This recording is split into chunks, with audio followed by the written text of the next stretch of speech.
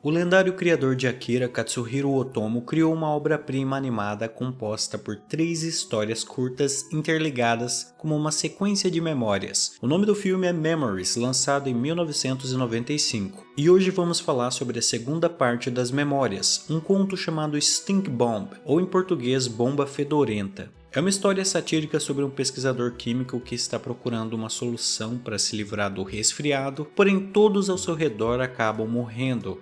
Mas por que isso acontece? Bom, para saber, fique no vídeo. O filme começa numa sala de espera de uma clínica médica lotada de pacientes. Alguns deles são pacientes recorrentes e é revelado que é um surto de gripe na cidade. O protagonista está dentro do consultório médico recebendo uma vacina justamente para melhorar da gripe. O médico recomenda ao protagonista que fique atento aos sintomas. Em seguida, o homem sai do hospital e se dirige a um laboratório. Seu nome é Nobu e ele trabalha como técnico nessa empresa que desenvolve medicamentos. O protagonista decidiu voltar para o laboratório apesar da febre, pois ele não tem nada para fazer em casa e não há ninguém lá para cuidar dele. O colega de Nobu sugere que ele teste um dos medicamentos para resfriado que aquela empresa desenvolveu. Nobu disse que tomou vários deles, mas nenhum deu resultado. E aí é sugerido ao protagonista que ele experimente o novo medicamento em que a empresa está trabalhando, cujas amostras estão na mesa do chefe. 2 pílulas azuis no frasco seriam mais que suficientes para resolver o resfriado. Nobu então visita o escritório do chefe para mostrar-lhe alguns papéis, mas não o encontra. Tentando desesperadamente encontrar algum alívio, ele tenta encontrar essas pílulas milagrosas. Só que o abobado pega o frasco azul que diz amostras e aí ele decide tomar aquele medicamento.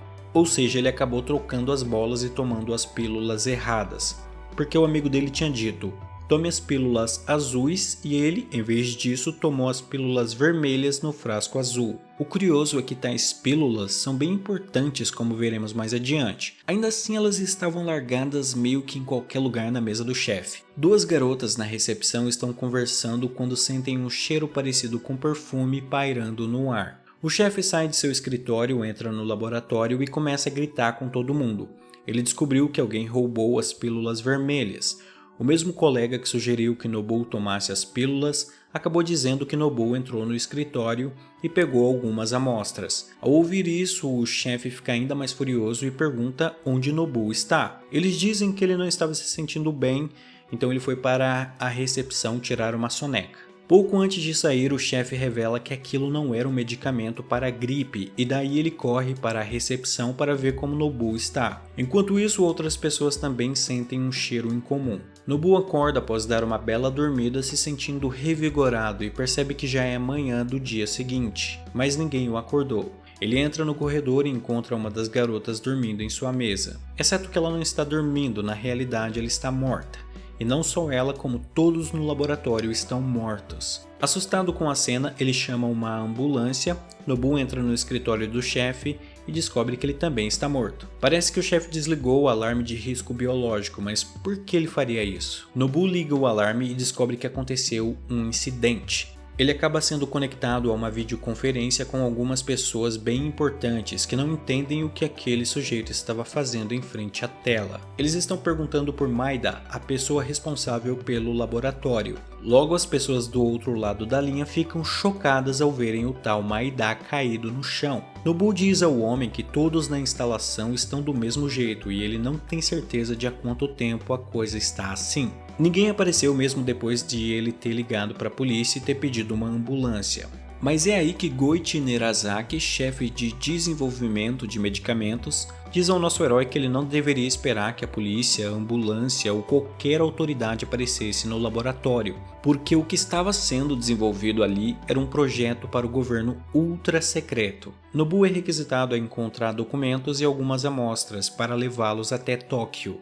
Além disso, o protagonista é instruído a não entregá-los a ninguém além do chefe de desenvolvimento de medicamentos. Ou seja, as pílulas fazem parte de um programa de armas biológicas desenvolvido para o governo. Curiosamente, enquanto as pessoas estão morrendo, também há algo contrastante do lado de fora. Cerejeiras e girassóis estão florescendo de maneira nunca antes vista, gerando uma bela paisagem. Conforme a situação vai piorando, militares e repórteres vão se amontoando nos limites da cidade. De repente vemos um helicóptero com um grupo de repórteres que avistam um sobrevivente em meio a todo aquele caos. Trata-se de ninguém menos que Nobu balançando uma bandeira para chamar a atenção deles. Assim que eles se aproximam do protagonista, o cheiro sinistro os afeta e eles caem. Nobu, inconsciente do que está acontecendo, usa a câmera para pedir ajuda. O presidente da farmácia Nishibashi e o chefe de desenvolvimento Nerazaki explicam tudo o que está acontecendo para o exército japonês. Eles dizem também que estão tentando obter dados do computador do chefe Omada para descobrir o quão potente é a pílula. O vento carregando o odor está se espalhando e as autoridades acham que é um gás venenoso, mas ainda não conseguiram determinar o que está causando isso. Leva um tempo para Kamata e Nirazaki descobrirem que o único sobrevivente, Nobu, é a causa da contaminação. Os homens do exército avistam Nobu e tentam se aproximar dele para resgatá-lo, mas morrem pelo cheiro também. Nesse momento fica claro para todos que Nobu é o causador da bomba fétida, responsável por todos os recentes problemas. Os oficiais rapidamente se retiram do local. A família de Nobu o vê na TV pedindo ajuda. Depois a avó do protagonista é levada para pedir que ele pare de se mover e não vá para Tóquio, mas ela não consegue explicar o porquê, exatamente. Mas o Nobu também é idiota, Não seria tão difícil para ele enquanto um adultinho pensar: ué, todo mundo tá caindo no chão menos eu. E quando algumas pessoas se aproximam de mim, elas simplesmente caem no chão? Será que tem algo de errado comigo? Não, isso nem passa pela cabeça dele. Após as autoridades deduzirem que Nobu tomou a pílula e portanto ele é o causador de toda essa confusão, eles decidem tomar uma atitude mais drástica. Eles percebem que o suor produzido pelo corpo de Nobu, resultado da ansiedade do movimento corporal, é o gerador desse gás fétido. Seja como for, diante de tudo isso, o exército quer matá-lo. Mas outras autoridades que investiram na pesquisa querem mantê-lo vivo, afinal ele era um excelente objeto de estudo e o que aprendessem utilizando o Nobu poderia ser usado para fins militares. De qualquer jeito, um massivo ataque com dezenas de tanques, helicópteros e jatos de combate é disparado rumo a Nobu. Ainda assim, nosso herói consegue escapar. Isso porque os produtos químicos na pele de Nobu estão causando interferência nos sistemas de mira dos mísseis, fazendo com que eles sigam na direção errada e devido a isso, o plano do exército para matar Nobu falha. Sem meios de parar Nobu, são dadas ordens para evacuar Tóquio. Neste ponto, há caos em toda a cidade. O tráfego está congestionado, os aeroportos estão lotados e o primeiro-ministro planeja fazer um comunicado pedindo ajuda à ONU. No fim das contas, o exército dos Estados Unidos, que tem acompanhado a situação até agora, assume a missão e envia 3 astronautas da NASA com trajes espaciais superpoderosos para tentar capturar Nobu vivo. Os trajes são protótipos capazes de repelir radiação eletromagnética, portanto, seriam funcionais para evitar que o gás fétido causasse qualquer dano nos astronautas. A moto que Nobu estava usando até agora para de funcionar. A pé, ainda assim, ele permanece obstinado em cumprir a missão que lhe foi designada por seu chefe.